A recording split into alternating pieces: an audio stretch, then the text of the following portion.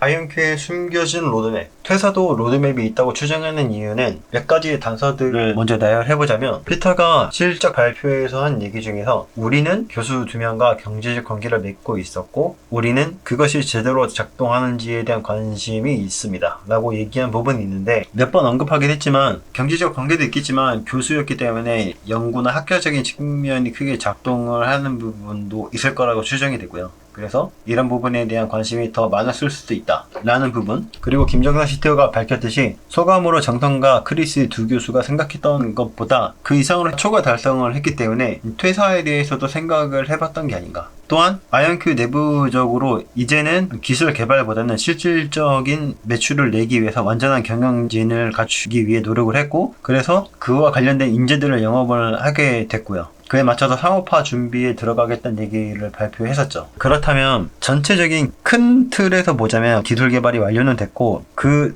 이 교수 둘의 목적도 달성을 어느 정도 이제 했으니까 양자 컴퓨터로서 동작을 하기 시작했기 때문에 이 두 교수가 없거나 또는 고문 정도만 해준다고 하면 현재 아이언큐 팀을 봤을 때 AQ를 높이는 데에는 큰 문제가 없을 거라고 전체적으로 판단했을 가능성이 좀 높아 보이고요. 그리고 앞으로는 개발만 한다고 해도 제품이 판매되는 것이 아니기 때문에 매출을 높이려면 회사 자체가 체계가 이런 완전한 경영진 체제, 그러니까 상업화를 위한 경영진 체제로 바뀌어야 될 필요가 있고 매출을 일으키는 방향으로 전환을 해야 되는데, 전환이 이루어지려면 하루아침에 이런 전환 체제로 바뀌는 게 아니고 내부 구성원들의 설득도 있어야 되기 때문에 몇 달 전부터 이런 논의가 있을 거라고 추정이 되고요. 대부분 회사에서 이렇게 진행이 되죠. 그렇기 때문에 이런 퇴사는 이전에 예정이 되어 있었고 그게 순차적으로 진행이 되어 왔다. 또한 2명이 거의 같은 시기에 퇴사가 진행이 됐다는 얘기는 이런 퇴사 로드맵이 내부적으로 있었다라고도 추정이 될 수 있는 부분이라고 보여집니다. 아이언큐에 숨겨진 로드맵 첫 번째, 예측적인 부분이 어느 정도 포함되어 있으니까 참고적으로 들어주시면 되고요. 가능성 첫 번째.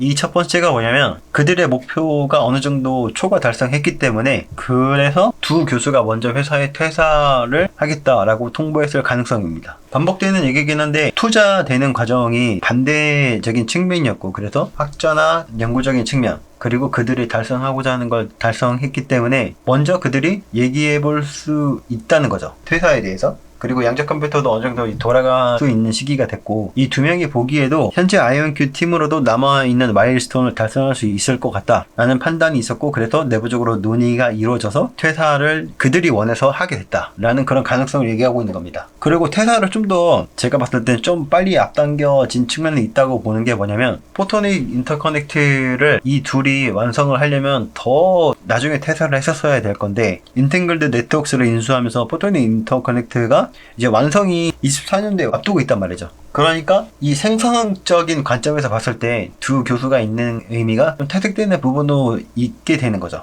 그래서 생각보다 퇴사가 좀 더 빨리 앞당겨진 측면도 있는 것 같다. 그리고 이 2명 교수는 생산적인 관점이 있고 최적화하고는 거리가 좀 있을 수 있기 때문에 다른 사람들이 그 역할을 대신해 줄 수 있는 사람들이 들어와서 최적화를 이어나가는 게 아이언큐 성장에 있어서 더 좋은 측면일 수도 있다. 그런 가능성 때문에 이 두 교수가 먼저 퇴사를 하겠다고 통보했을 가능성이 있다. 두 번째 가능성은 뭐냐면, CEO 피터가 이런 정황들을 모두 다 먼저 파악을 하고서 고민을 한 다음에 이 둘에게 퇴사를 할 것을 통보했다는 겁니다. 그러니까 퇴사를 권유했을 가능성이 있다. 아까 같은 이유들로 관점만 좀 달라지는 건데요. 전체적인 기술들은 이제 구상이 됐고 앞으로는 최적화만 남아있기 때문에 이 둘 교수들보다 최적화를 더 잘할 수 있는 사람들을 모셔오는 게, 또는 기존의 딘이나 내부 인력들이 최적화를 더 잘할 수도 있다라는 그 판단이 있었을 수도 있고요. 그 패턴이 입사한 것도 최적화나 신뢰성을 구축하는 측면에서 더 잘할 수 있다고 본 걸 수 있습니다. 실제 이력들을 보면 최적화나 신뢰도를 높이는 데에는 납득이 되는 커리어들을 갖고 있기도 하고요.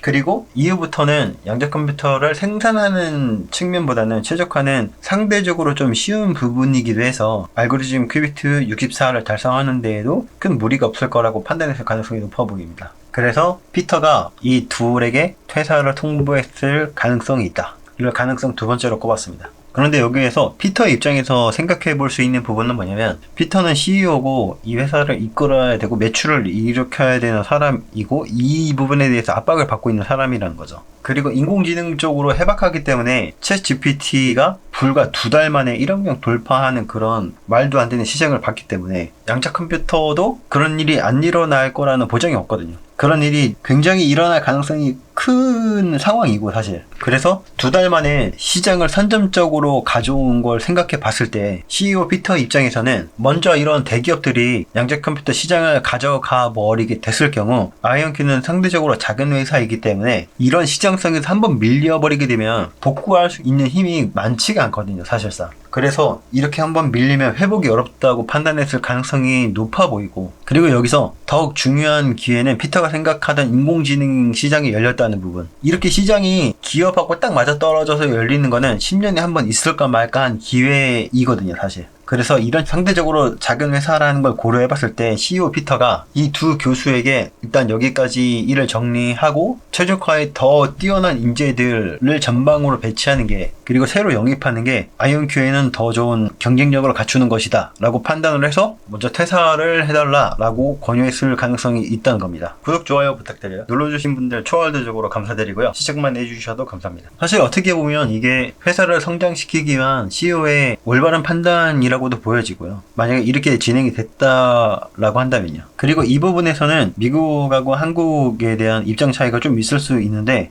미국에서는 기술을 갖고 있는 사람이 우선이라고 보시면 좀 이해하기 편하실 것 같고요. 한국은 기술이 좀 부족해도 사람을 키우는 그런 문화가 있는 반면에 해외에서 좀 그렇지 않은 성향이 강하거든요. 그런 걸 좀 고려해 본다면 이해가 되는 부분이라고도 보여집니다. 트랜지션 이미지인데 아이언큐와 서울대가 양자 인력 양성 지원을 위한 협약을 했다는 얘기고요. 김정상 CTO 같은 경우엔 학교가 서울대였기 때문에 이렇게 MOU를 맺는 것도 자연스러운 수순이었다라고 볼 수가 있겠죠. 자, 아이언큐는 결정을 해야만 하는 상황에 처해지게 됐다고 볼 수 있습니다. 현재까지 정황들을 모두 다 종합해 본다면 말이죠. 그리고 인재를 지속적으로 채용은 하고 있긴 하지만 정말 중요한 핵심은 현재 아이언큐 팀으로 AQ64와 AQ64 플러스를 도달할 수 있는가에 대한 부분이 가장 중요한 부분이겠죠. 현재까지 설명을 쭉 다 종합해서 들으셨던 분은 이해하실 수 있을 것 같은데, 내부적인 팀으로는 AQ64와 64 플러스를 도달 못할 가능성은 없다고 보여져요, 거의. 그리고 두 교수가 자의적으로 퇴사를 했던, 아니면 또는 CEO 피터가 권고로 퇴사를 하게 됐던 이유가 무엇이든 간에 CEO 피터는 아이언큐 기술팀의 사원과 상업적 비즈니스 관점에서 봤을 때 아이언큐의 양자 컴퓨터를 가지고 사업화를 이뤄낼 수 있는 시기가 다가왔음을 그는 알고 있고, 인터뷰를 통해서 봤을 때도 그 상황이라는 걸 알 수가 있었습니다. 일반 투자자 입장에서 봤을 때에도 이 시기가 왔으면 누구나 다 알 수 있는 거라고 보여지고요. 관심이 조금만 있다면. 그래서 피터는 기다리던 AI 시장이 열렸기 때문에 그 매출을 발생시키기 위해서 중대한 결정을 해야 된다는 걸 알고 있다고 보여집니다. 그래서 아이언큐는 이 기업의 중대한 결정이 바로 눈앞에 다가왔고, 피터는 이거에 대한 고민을 예전부터 굉장히 심도 있게 해왔다 라고 추정이 되는 부분이 있습니다. 이렇게 질문하실 수도 있어요. 근데 앞으로 아이언큐가 AQ64를 달성하려면 1년이나 남은 것 같은데 아직 여유 있는 거 아닌가? 이렇게 질문하실 수 있는데, AQ64를 달성했다고 해서 양자 컴퓨터가 팔리는 건 아니거든요. 그 전부터 선제적으로 우리가 이런 제품을 만들고 있어. 나중에는 성능이 이렇게 빨라질 거야. 그리고 이거는 실제 유용한 양자 컴퓨터야 라는 거를 미리 알리고 좀 써보라고 하면서, 그전 양자 컴퓨터에는 알고리즘 컴퓨터 35나 36을 가지고서 일단 판매를 해야 된다는 거죠. 먼저 선제적으로 써보기 해보고 나중에 성능이 더 좋아질 거니까 나중에 성능을 업그레이드 한번 해보세요, 이런 식으로 마케팅을 한다든가 그런 영업적인 전략이 필요하다는 얘기죠. 이래야지 양자 컴퓨터가 팔리지, 나왔다고 해서 이거 써보세요, 이거 사가세요 이렇게 해서 판매가 되는 건 좀 쉽지 않다는 얘기죠. 그래서 이런 정황들로 봤을 때 아이언큐의 선제적인 움직임은 필수고, 알고리즘 큐비트가 증가하는 수치를 계산적으로 보면 증가할 것으로 거의 보여지기 때문에, 거의 확실하게 보여지기 때문에 이제부터는 마케팅적으로 본격적인 승부를 걸어야 되는 시기가 맞다고 보여집니다. 아이언큐가 빅테크에 대비해서 규모가 크진 않기 때문에 승부를 언젠간 한번 걸어야 되는데 지금 정도가 맞다고도 보여져요. 제가 준비한 내용은 여기까지고요. 구독, 좋아요 부탁드립니다. 정말 큰 힘이 되고, 강연은 아니고요. 최민식 대사가 떠올라서 붙여봤어요. 네. 아무튼 감사합니다. 구독자 5명일 때 찍은 캡처인데 이거 보고서 감동의 샤우팅을 외쳤습니다. 정말 감사드리고요, 5분. 그리고 도움이 될 수 있는 정보를 공유할 수 있도록 노력하겠습니다. 감사합니다.